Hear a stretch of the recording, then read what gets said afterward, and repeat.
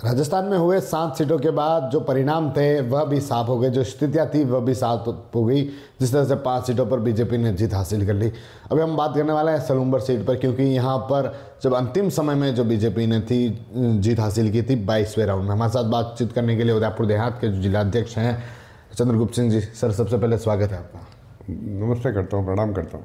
जिस तरह से सर अंतिम राउंड में जो परिणाम देखने को मिला, क्योंकि जब शुरुआत से पहले राउंड से ही जो भारत आदिवासी पार्टी वह आगे चल रही थी, लेकिन लास्ट राउंड में कहीं बीजेपी ने जीत हासिल करी। पहले किस तरह की मेहनत थी आपकी, क्या कहना चाहेंगे सबसे पहले? तो नहीं, मैंने तो परिश्रम की पराकाष्ठा भारतीय जनता पार्टी के कार्यकर्ताओं ने की। मैं ईमानदारी से कुछ भी नहीं इसको सत्यता को अस्वीकार करूँगा कि जिस प्रकार से कांग्रेस में कैंडिडेट था और चुनाव के प्रारंभिक दौर में भी ये लग गया था कि कांग्रेस कहीं न कहीं इस चुनाव में कमज़ोर पड़ रही है, तो हमने उस हिसाब से व्यूह रचना बनाई और हमारे सारे कार्यकर्ताओं ने बहुत परिश्रम करके, बहुत मिलजुल कर इस चुनाव को लड़ा। पूर्व का अनुभव सलूम्बर का हमारा बहुत अच्छा नहीं रहा था, क्योंकि हम किसी न किसी समन्वय के अभाव में सलूम्बर का प्रधान का पद भी हम खो चुके थे। सलूम्बर का नगर निगम का पालिका का जो चुनाव था उसको भी हम कहीं कहीं हार चुके थे। तो उन सारी चीज़ों से हमने उसको संज्ञान में लेते हुए सब कार्यकर्ताओं को एक जाजम पर बिठाकर सभी कार्यकर्ताओं को पार्टी ने चुनाव में कोई न कोई काम दिया, जिसके फलस्वरूप हम बहुत अच्छे वोटों से, क्योंकि मैं नहीं समझता हूँ हमने पिछली बार से अधिक वोट इस बार लिए हैं, तो कहीं न कहीं भारतीय जनता पार्टी के कार्यकर्ताओं का परिश्रम है और उनको मैं प्रणाम करता हूँ। सर, पिछली बार जो वोट की लीड थी वह 14,000 के करीब थी, लेकिन इस बार सिर्फ 1200 वोटों से जीतना, और वह भी लास्ट राउंड में। कहीं कहीं इस तरह का कि क्या था, क्योंकि एक तरफ तो मुख्यमंत्री के लगातार दौरे थे, भाजपा नेताओं के बड़े दौरे थे, इतने सारे दौरे हो गए सलूम्बर में, और भाजपा चाहती थी कि सीट को हम जीतें, लेकिन अंतिम राउंड में जब जीतते हैं 21 राउंड तक देखा जाता है कि बाप का जो कैंडिडेट है वह आगे चल रहा है, और जब लास्ट राउंड में कहीं की बीजेपी आगे अपनी बढ़त बनाती है, तो कहीं की लगता है कि कहीं की कमी रही होगी, या फिर उस तरह से जो कार्यकर्ता थे, जो लोग थे, उनको मोटिवेट नहीं कर पाए।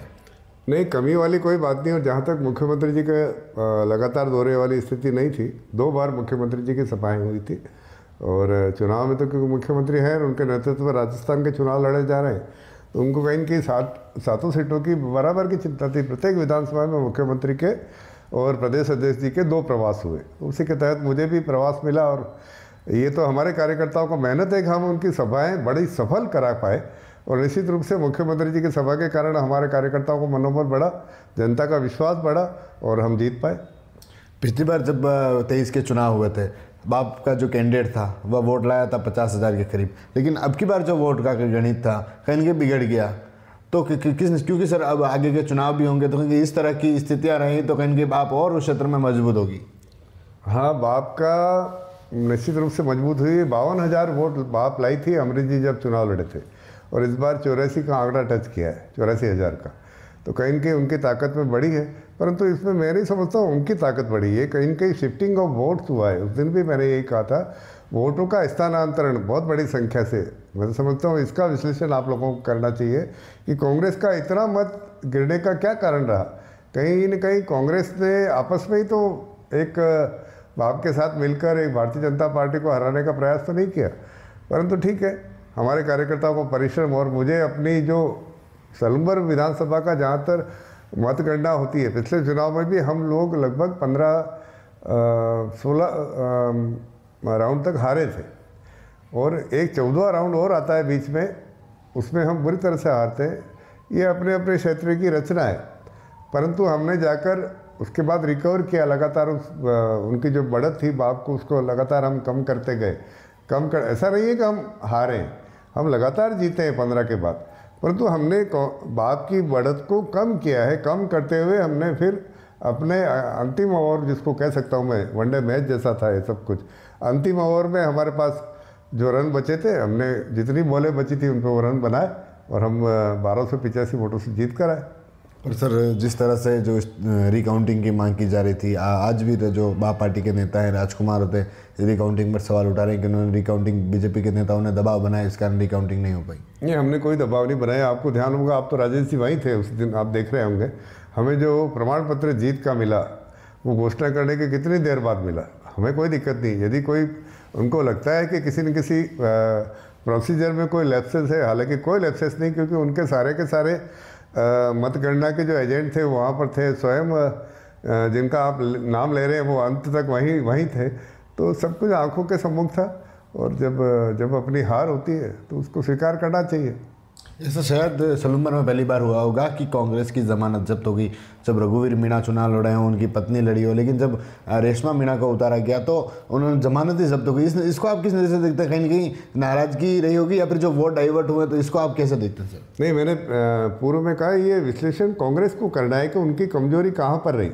मुझे लगता है कि कांग्रेस के कार्यकर्ता, मैं उनको सलाह देता हूँ थोड़ा सा परिश्रम करें, और परिश्रम करें क्योंकि कांग्रेस एक ऐसी पार्टी जिसने आज़ादी दिलाई और लोगों का उसमें विश्वास था, और इस प्रकार का विश्वास में गिरावट, ये परिस्थितियाँ राजनीतिक दलों के आती है। हमारे पास भी एक बार ये परिस्थिति आई थी उपचुनाव में। तो इसका विश्लेषण करें और कहीं के जो समाज को तोड़ने वाले जो लोग आगे बढ़ रहे हैं उनको रोकने में वो भी अपना योगदान दें। तो भारतीय जनता पार्टी निश्चित रूप से अब बूथ स्तर पर काम करेगी, क्योंकि 299 जो मेरे बूथ हैं सलूम्बर में, और मेरे पास एक एक बूथ के आंकड़े पिछले कई रातें मैंने उन आंकड़ों का विश्लेषण करते हुए निकाल दिए, और उस विश्लेषण के आधार पर मैं कह सकता हूँ कि कहीं न कहीं भ्रम के आधार पर राजनीति की गई है। वो भ्रम इतना ज़बरदस्त फैलाया कि भारतीय जनता पार्टी के हम लोग भी उस भ्रम का निराकरण नहीं कर पाए, परंतु अब हमारे पास समय है, वो जो भ्रम उन युवाओं में कुछ फैला है उसको दूर करने का प्रयास करेंगे। और मैं आपके चैनल के माध्यम से युवाओं से भी आग्रह करता हूँ कि भारतीय जनता पार्टी का प्रत्येक कार्यकर्ता राष्ट्रवादी कार्यकर्ता है, वो आपकी हर समस्या में आपके साथ खड़ा है। भारतीय जनता पार्टी विकास में कहीं भी मतदान को अवरोध नहीं मानेगी कि इस बूथ पर हमें मतदान कम मिला है तो हम इसमें विकास को कहीं रोकें, ऐसा भारतीय जनता पार्टी का कतई विचार नहीं है। परंतु जिन युवाओं में जो कुछ भ्रम है और भ्रम की कुछ स्थिति है, उनके कुछ प्रश्न हैं, तो निश्चित रूप से मुझसे भी सीधे प्रश्न किए जा सकते हैं, और भारतीय जनता पार्टी के किसी भी कार्यकर्ता से सीधे प्रश्न करके देश की मुख्य धारा में शामिल हो, अपने आप को अलगाव की तरफ नहीं ले जाए, क्योंकि सारा का सारा क्षेत्र ये आदिवासी क्षेत्र है। और इस क्षेत्र में मैं समझता हूँ जिस प्रकार से हमारे क्षेत्र का और विशेष तौर से मेवाड़ का जो नाम है वो निश्चित रूप से आदिवासी समाज के भीलों के कारण, उन युवाओं के कारण हम पूरे गर्व के साथ कह सकते हैं कि हम मेवाड़वासी हैं। तो मेवाड़ में तो राज चिन्ह में भी जिस प्रकार से आदिवासी समाज का महत्व है, आधा राज एक प्रकार से मैं कह सकता हूँ कि उनके बदौलत है। उनको मुख्य धारा में रहते हुए जो भ्रम है उसको दूर करने का प्रयास करना चाहिए, और निश्चित रूप से ये स्थिति आने वाली है। जिस तरह से सर जो लास्ट तक बीजेपी जीती, तो कहीं कहीं लगा, आपको भी ऐसा कहीं लगा था या फिर ऐसा चुनाव आपने कहीं देखा था कि लास्ट राउंड में कहीं कहीं जो बीजेपी है इस तरह से जीत पा रही है? नहीं, मैं आपने जो अच्छा प्रश्न किया मैं कह सकता हूँ कि इस चुनाव ने मेरी गणना को थोड़ा डिस्टर्ब किया है। मुझे अनुमान था कि जिस प्रकार से 13वें राउंड तक जो गणना थी उसके आधार पर मैंने जो कैलकुलेशन की थी वो 5,500 की थी कि 5,500 से हम जीतेंगे। और एक चीज़ आपको कहना चाहता हूँ कि भारतीय जनता पार्टी पिछले चुनाव से 5,000 अधिक वोट लेकर आई है, तो उसी के आधार पर मेरी गणना थी कि 5,500 वोटों को हम टच करेंगे। पर मुझे ये अंदाज़ा नहीं था कि कांग्रेस वहाँ पर जो राउंड 15 के बाद कांग्रेस का सफाया हो रहा है, बहुत सारे ऐसे बूथ हैं जहाँ पर कांग्रेस को नगण्य वोट मिले हैं।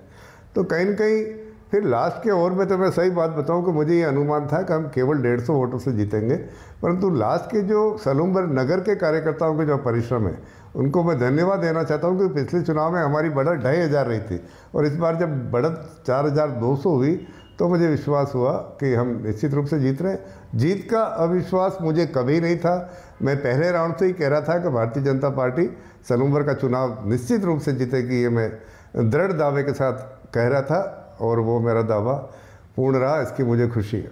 राजस्थान में 5 सीटें बीजेपी जीती, 1 सीट कांग्रेस ले गई और एक बाप के खाते में चली गई। क्या कहना चाहेंगे? बीजेपी की भजन लाल सरकार है, मैं समझता हूँ 7 ही सीटें भारतीय जनता पार्टी का विचार जीता है। 5 जीती ठीक है चुनाव के हिसाब से, परंतु जिस प्रकार से 84 का उदाहरण लें, अब 84 कोई विधानसभा का गांव नहीं है, 84 एक क्षेत्र को बोला जाता है, सिमलवाड़ा वहाँ का मुख्यालय है। तो 84 में जिस प्रकार से लोगों ने भारतीय जनता पार्टी के पक्ष में हैं, हम इसका विश्लेषण कर रहे हैं, और निश्चित रूप से 84 में जो बाप की विजय है वो 50,000 कम मतों से हुई है। तो कहीं न कहीं 84 का स्वयं बाप के नेताओं को सोचना चाहिए कि उनका जो एक भटकाव की राजनीति से लोगों का जो आह्वान था वो कहीं न कहीं दिशा भ्रम में उलझ गया है। उन्होंने भ्रम फैलाया और लोगों को दिशा भ्रम किया।